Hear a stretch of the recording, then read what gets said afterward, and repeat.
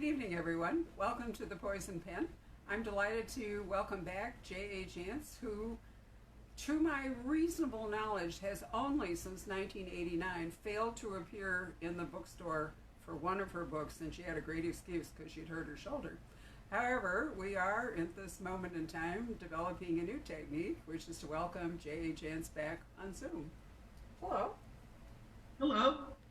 I'm I'm not glad to be here. I would much rather be there than to be here. But being here this way is better than not you at all. Yes. Yes, you're absolutely right about that. So, over the years, we've had many interesting encounters in venues. We have appeared together in Apache Junction, way over west in Sun City. We have been to Fountain Hills in support of you with books. Do you remember a day when you did an event here and then we were in Apache Junction and then we did drive all the way across town? I remember because it was like 120 miles on the car. Well, over the years, New York has finally figured out that they can't have me in Sun City out and do it and leave there and be in Mesa half an hour later. They finally figured that out. But boy, it has been a long, hard climb. It has been. When we were in Apache Junction, your parents were still there. Oh my, doing a signing with my mother in the audience was always a very tough job because my mother never had an opinion that she felt necessary to keep to herself. That's a little scary. So, do you have a great story to tell about an event at the Poison Pen for which you were completely unprepared? I do. It was, for some reason, the Poison Pen wasn't on the official schedule, which there were limited days and it just didn't work. So on Friday night, I had an event in Tucson. On Saturday evening, I had an event in Cottonwood. And so I saw that blank space on the schedule and I called Patrick and I said, it's I have to go through Phoenix to get to Cottonwood. How about if we just stop by the store on Saturday? How about if I do a signing for you at noon on Saturday? And he said, are you kidding? It's August, a Saturday in August. Nobody is going to come to the store at noon on a Saturday in August. He said, okay, then I'll just stop by and autograph books. So Saturday morning, Bill and I got up leisurely in Tucson and I said, I'm not going to put on my makeup until we get to Cottonwood. I'm just going to go this way. I'll put on my dress-up clothes when we get there. So that's what we did. We drove up to Phoenix. And as we were coming into Scottsdale, we said, well, do you want to go to lunch first or do you want to go to the bookstore? I said, let's go to the bookstore and then we can have margaritas after lunch, for lunch. Well, we got to the bookstore and there were no parking places. And I went into the bookstore and it was thronged with people. And there I was with no makeup. I had my red pen, but that was a totally accidental signing. But it was well received and it's one of those memories. It's one of those signings that you just don't forget. So, when you do something like that, since you grew up in Arizona, do you occasionally encounter people from past lives at book signings, and how does that work for you? Well, yes, I did encounter someone from past lives at that signing when I wished she hadn't come to. And it happened to be someone who hadn't invited me to her wham bam birthday party in second grade. And here I am, 75 years old and still packing that crud. You think I'd be over it by now? Well, it's material for your books. And Judy, I think in the little Instagram pitch that I did for you, which I will send you the link to, I mentioned that the terrific strength of your books is partly the plotting, because you're a really excellent plotter and a surprising plotter, but you have a genius for bringing characters to life. Not extraordinary people necessarily, often very ordinary people, and really making us care about them, putting them into their lives and therefore bringing them to life on the page. I think you have a real genius for that. Well, thank you. I think it's called having a common touch. For instance, in Credible Threat, I'm a Protestant girl from Bisbee, Arizona. I did go to one service at St. Patrick's Church in Bisbee, the Catholic Church in Bisbee, but Archbishop Gillespie ended up in the Ali Reynolds books 10 books ago. He turned up first as a background character in book number 5, and he's just been sort of hovering in the background. I happen to know that Cardinal Dolan is a fan of my books, and he actually really likes Archbishop Gillespie. You mean the fictional Archbishop Gillespie, right? My fictional Archbishop, yeah, he likes the fictional one, but he's been lingering in the background there, and I didn't know very much about him. And the only way for me to find out about him was to write a book about him. And so that's what Credible Threat is. Credible Threat was a way for me to become acquainted with one of my characters. Well, I think you did a wonderful job. I had a brief flutter wondering if this is going to be some version of Death Comes for the Archbishop, the Willa Cather book, but you took it in a new direction. And I'm going to take a commercial break here for just 1 second to say this is our advanced reading copy of Credible Threat here, because all of our copies for sale have shipped to Washington for Judy to sign there and send back to us. So we won't have them until next week, and therefore they are not going to ship the signed copies till then. So I urge you to take a moment and order your autographed copies so you won't get left out, because there's a limit on the number of books we sent. You should have them. I think they shipped Friday, so you should get them probably this week. Good. Fortunately, I finished the copy editing on the next Joanna Brady book today, so I will be ready to sign books, and I'll also be ready to autograph bookmarks. Great. So we'll come back to Credible Threat, but I had sort of a long lead in, and what I wanted to ask you is, you have written 3 series before you started Ali Reynolds. You had J.P. Beaumont when we first got acquainted, working up in the Seattle area. And then with Hour of the Hunter, you introduced a fairly short series, and that's still, of all your books, maybe my favorite. It just had such an impact on me. And that's down around Tucson and the Tohono O'odham Reservation, where you once worked. Then we have Joanna Brady and the whole Bisbee gang. So why did you take on Ali Reynolds and move her to yet another location in Arizona? Are you just being fair? I was bored with everybody else. Okay. I could not be Sue Grafton when I grew up, because I have a limited attention span.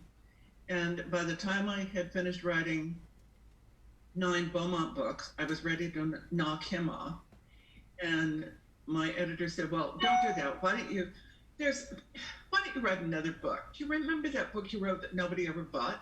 And I did remember that book, and that happened to be Hour of the Hunter, the first of the Walker books. So I wrote that, and when I went back to Beau, it was fun again. So then my editor said, well, why don't you come up with another character so you could sort of alternate, because the truth of the matter is the people in New York really didn't like the Indian Reservation book very much. My editor there said, you know, Judy, what you really need to do with Hour of the Hunter is get rid of all the Indian stuff. Well, I'm sorry, the Indian stuff was sort of the point. So Beau's stories are written in the first person, male homicide detective, lifetime Seattle resident. I was not a cop. I was not a man. I was not a lifetime. I'd lived in Seattle for 2 years. So writing those books was hard. And I thought, well, I'm a woman. How about if I have a female protagonist and set her someplace that I know well? And how about if I write it in the third person instead of in the first person? And that's where Joanna Brady came from. So I did those for about 20 years. And then by the early 2000s, I was tired of all of them. And they said, well, why don't you come up with another character? And that's where Ali came from. And I've spent time around Tucson and Bisbee and Phoenix. Let's see, Sedona is my fourth favorite place in Arizona. So yes, I'm being fair. Okay, well, I think Prescott and Sedona are always worth mentioning, plus occasionally it brings you to metropolitan Phoenix. And also because of her husband's job, you're actually able to go overseas with them, which is something that'd be virtually impossible to do with Joanna Brady. Correct. That is true. So yeah. With sworn police officers, you're stuck with a jurisdiction. And Ali has turned into an unlikely amateur sleuth. She has. You've put her in some really impossible positions. But, you know, the other thing you do, which I find so interesting, is that you find like this kernel character, you know, the core character that you're going to write about. But then they accumulate family, they accumulate sidekicks, they accumulate, you know, like a whole community. And then, you know, your books then become really community centered for each one of these series. It's sort of like the Shakespearean festival down in Ashland. It's a group effort, and sometimes one of those characters will sort of slip away from his own spot and turn up in somebody else's, like the attorney from Beau's Attorney, who ended up walking into the Walker books. So it's complicated to move characters from series to series because 3 of the sets belong to HarperCollins, and the Ali Reynolds books belong to Simon and Schuster. So I can't really cross paths willy-nilly, but it is fun to have those cameo appearances in other books. Sure it is. What you've really created is a sort of Jance sphere or Jance universe. And since all those characters are yours, at least, you know, where you're comfortable, according to publishing rules, you know, you can mix them up sometimes. And it's fun for fans, too. You know, I'm trying to remember, didn't Beau pop up? Yeah, I'm sure he did in Joanna Brady book at least once. Yes, they did in both in Partner in Crime and, oh, geez, there was a second joint book as well, and I can't remember the name of it right now, and I'm not going to embarrass myself by looking it up, but, you know, I've written 60 books. Give me a break. But I know Beau was in 2 Joanna Brady books. You'll notice I batted that whole thing at you because I can't remember it either.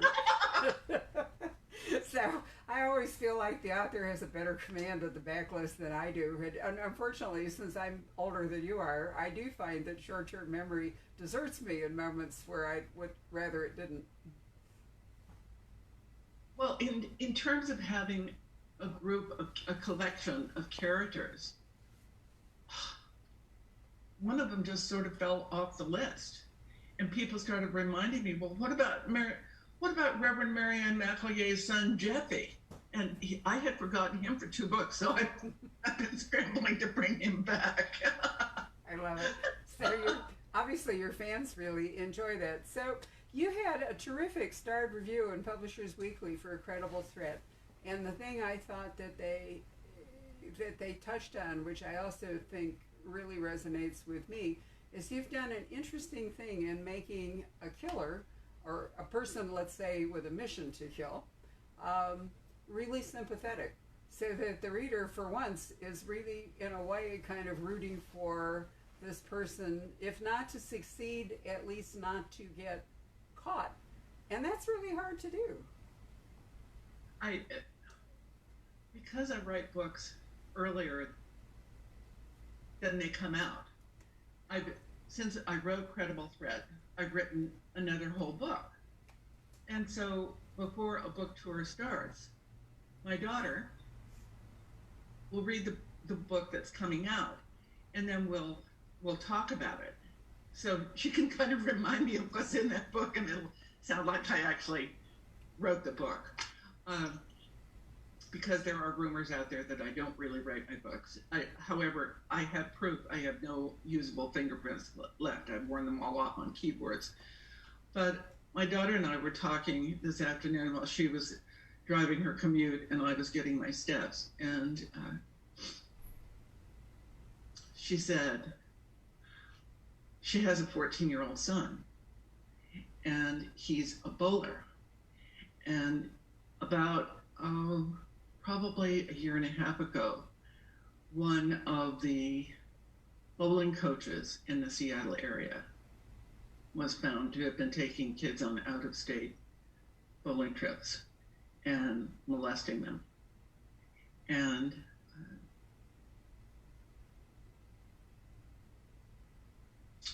that's the situation with our character, with Rachel in this book.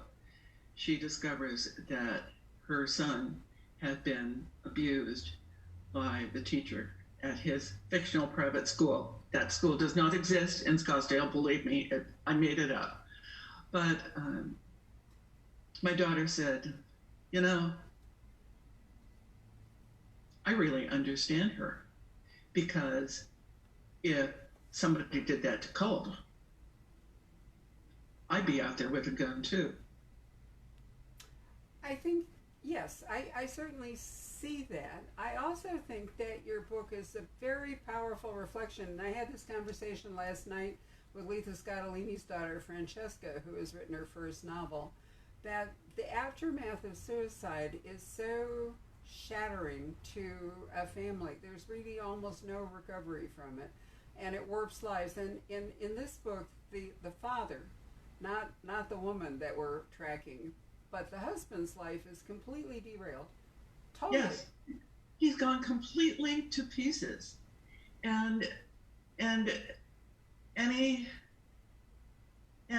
as a result of his going to pieces, the marriage has gone to pieces, and their lives have gone to pieces, and they're sitting there in this, sharing the house, but no longer sharing any lives or connections. It's a real human tragedy. And you're right. I think in suicide situations, that is exactly the case. They never recover. No, I thought you wrote about it in a tremendously empathetic and really a lot of immediacy too. I could sense her frustration, looking at her husband as he disappears into his workshop to make birdhouses, soothing himself with, working with his hands and whatever. That and her sitting there and saying, "How did my life come to this? What happened? We had such a wonderful life. We had this nice home, now ruined by the 51 expressway going by. He had a good job. I quit work to be a mother. We had this beautiful boy, and then gone. Everything is gone. Everything is gone." So, but the Archbishop, I think, is a really interesting character. I think we should say, no spoiler, that it wasn't the Archbishop that was abusing the boy. Yes, because what I found out about Archbishop Gillespie when I wrote this book, I've always suspected he was a stand-up guy, and it turns out he was. That he was. But what I didn't understand about Archbishop Gillespie is that when he was growing up, he was bullied. But at some point in his life, he figures out, no matter what it says, sometimes there's no point in turning the other cheek a second time.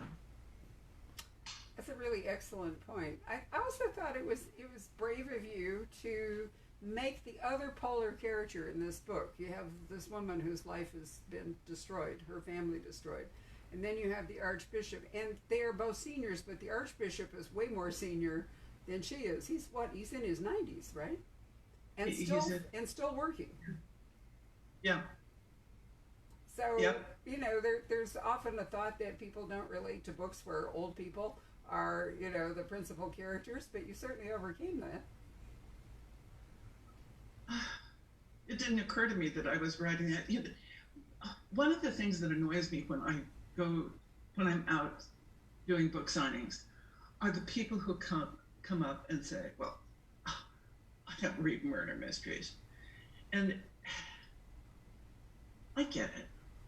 What they're saying to me is, I am far too important and my time is too valuable to waste it on reading a mere murder mystery for fun. And I almost just want to punch those people in the face, but what I do instead is I end up selling them a book. Listen, you know what? You must have been a great insurance agent because you were as good as a cold sell and closing a deal as I have ever seen, and I have watched you do it now for 30 years. I can even sell poetry. Yeah, you're really very, very good at it, and you know I loathe some of these words in fashion like relatable, but in point of fact, I think that that's one of the great secrets of your books is that people can relate to the people in them. Readers can relate to the people in them. Well, I'm working on the next Joanna Brady book, and there are two little kids in that book that are absolute heartbreakers. And I'm reading the copy editing, and I'm thinking, oh, did I really write that? Because what happened to them really hurt my heart as I was reading the words I had written. It's kind of interesting. You're also very good with animals, with dogs and other things. And you have dogs of your own who I gather are somewhat unruly, right? Yes, God, for years I wrote about yappy little dogs because I was a big dog person. And then we found Bella abandoned along the street 10 years ago, and Bella brought long-haired miniature dachshunds into our lives. And now we have two very yappy little dogs. But you know, an interesting thing happened to me in December of this past year. The dogs went out at 3 o'clock and they came in, and the one dog grabs at 2:45, she will grab the most obnoxious squeaky in her basket and she will yell at us until we dish up the food. And that day, she didn't say a word, and I looked at my watch, and suddenly it was 4:15, and we hadn't fed them. And so I put out the food, and we put Jojo down on the floor, and she couldn't stand up. She had hurt her back legs while she was outside. And suddenly she was a paraplegic, and we went tearing through. We called the vet, and the vet said, with that kind of an injury, you have a 24-hour time limit during which surgery may help. And so we drove through the rain through rush hour traffic and had her at an emergency veterinary hospital by 10 to 5. We broke all kinds of laws. And they did the surgery. And for all of December, I was carrying the dog in and out, in and out. And then one day, she was able to pee on her own, and now she can walk. She has sort of a funny little hitch in her get along. But I have to say to my readers that because of them, when the veterinary assistant came out and said, okay, we can do surgery, this is what it's going to cost, and they handed us the form, and Bill and I looked at each other and we said, okay, that's what we're getting for Christmas. But my readers, one book at a time, one character at a time, those are the people who made JoJo's surgery possible. What an excellent point. And I'm really glad that JoJo survived. Dachshunds are particularly susceptible to back and leg injuries just because of their engineering. Patrick over here, who's going to come and see if he has any questions or comments, is a greyhound person, right, Patrick? Yep.